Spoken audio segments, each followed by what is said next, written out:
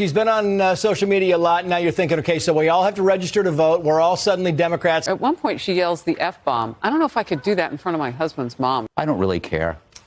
She's going to dump him anyway. This is going to be a bad thing for the chief. The question is, what will break his heart first? His new relationship with Taylor Swift or the COVID shot? I think the commissioner set this up. Here you have Taylor Swift, probably just met Travis Kelce's mom for the first time. They're at the game last week, and she's going, let's effing go, right in front of her. But Travis Kelce said that everybody in the booth that she was sitting in, his family, everybody said that she was so lovely. Lovely, until, I'm sorry, if I heard that and my son was dating a girl who has a mouth like a Teamster, that's it.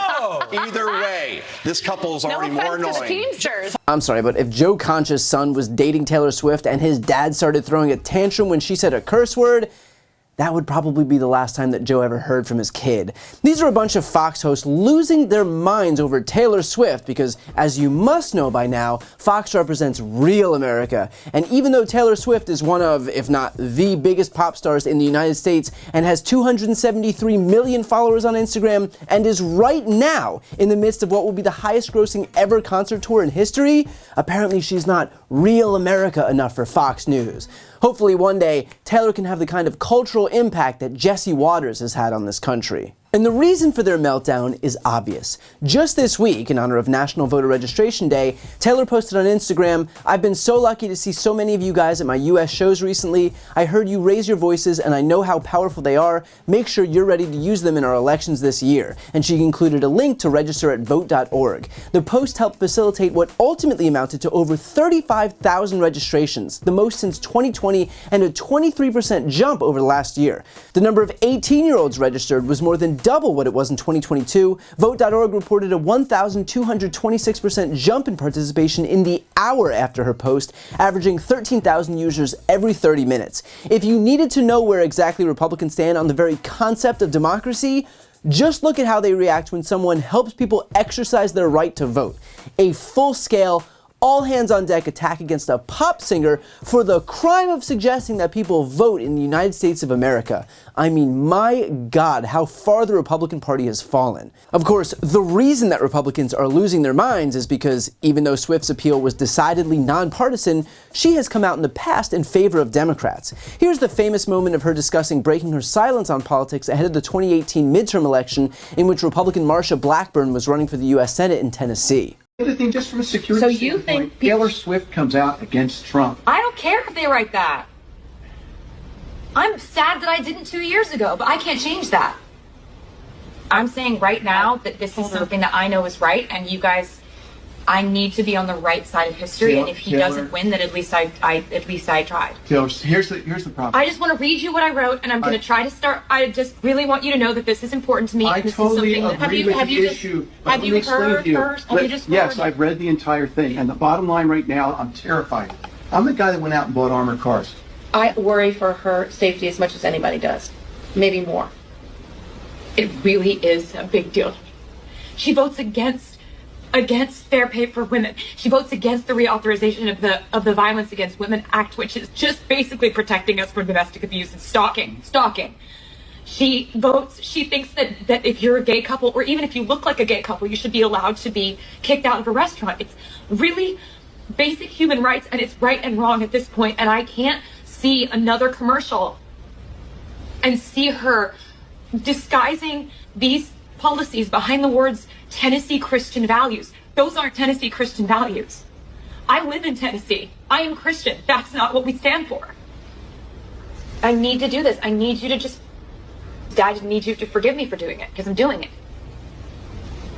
And so now, because she's not a right-wing sycophant, any effort by her to bolster democracy, even if it's merely suggesting that people register to vote, is viewed as a hostile act by the GOP. But remember, party of the Constitution or something. But somehow, all of this actually gets worse. You've likely heard by now that Taylor's dating Kansas City Chiefs tight end Travis Kelce. You may be one of the 16 million people who's already seen this clip. Hey,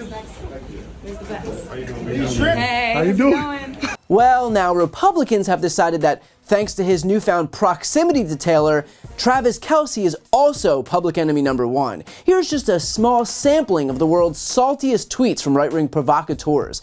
Travis Kelce is doing Bud Light and COVID shot commercials. He needs to fire all of his marketing agents, or he just needs to go ahead and cut his D off, become a chick, and endorse Joe Biden. What will break Kelce's heart first, the COVID shot or Taylor Swift? Travis Kelce has sold his soul more than once. Here we see he has no soul doing a COVID and flu shot ad. And don't forget that Bud Light promo he did, Bill Gates must be mighty proud. This is what a beta male looks like. Yeah, Travis Kelce, the best tight end in the entire National Football League, currently dating the most famous woman in America. If there's ever been a beta male, it's him. Got it. You gotta love too how these are the mouthpieces for the purported party of freedom. As far as Republicans are concerned, you can do whatever you want as long as it's exactly what they want. The land of the free, except when it comes to your medical decisions and your dating decisions and your sports decisions and your alcohol decisions. Nothing is quite as restrictive as Republican freedom. Even Trump weighed in, saying during an interview with the Daily Caller, "I wish the best for both of them. I hope they enjoy their life, maybe together, maybe not, most likely not." The GOP can't even pretend to be anything other than salty and bitter toward anyone who isn't a raving sycophant. If you don't offer total fealty, you're considered an enemy of the state by Republicans. So the GOP will invariably continue to attack one of the most famous athletes in the world and one of the most famous musicians in the world because their only setting is to attack whoever threatens their dwindling grip on power. But think about the collateral damage that they're causing by doing so. They're only further pushing away young voters. According to Pew Research, Gen Z and millennial voters favored Biden over Trump in 2020 by margins of about 20 points, and their vote share is only rising. Gen Z voters constituted 8% of the electorate in 2020, while millennials and Gen Xers made up 47% of 2020 voters. Meanwhile, after decades of constituting the majority of voters, baby boomers and members of the silent generation now make up less than half of the electorate, falling below the majority that they constituted before the 2020 election. In other words, Republicans are doing their level best to abandon the fastest growing block of voters while only doubling down on the fastest shrinking block of voters. And look, I'm no Stephen Hawking, but I'm pretty sure that math doesn't math. With that said, if Republicans want to alienate young people, fine. If they want to alienate the fan base of the biggest pop star in America, fine. If they want to alienate the fan base of professional sports, fine. If they want to alienate anyone who doesn't pass their ideological purity tests, fine. It's not all of us who are going to suffer, it's them. And yet the fact is that they can't help themselves. At this point, the only thing the GOP stands for is uncompromising desire for power and their willingness to destroy anyone who doesn't bend to their will. Their reaction to Taylor Swift for the crime of encouraging people to vote and to Travis Kelce for the crime of dating her is a testament to exactly that. So hopefully people take this right-wing meltdown as a warning about what the GOP is willing to accept, which is total, undying fealty for their extreme, unpopular agenda and nothing more. Before you go, I need some help. Please subscribe to the channel and do your part to help grow the progressive media ecosystem. I don't do sponsorships or paid ads, I won't ask for money, but just subscribing to this channel goes a really long way and it helps get the message out to more people. The subscribe button is right here on the screen. You can also subscribe to my Spanish language channel, which I made to reach those crucial Spanish-speaking voters. That link is on the screen too. And finally, if you want to listen to my audio podcast, you can follow that link as well. Thanks so much for watching.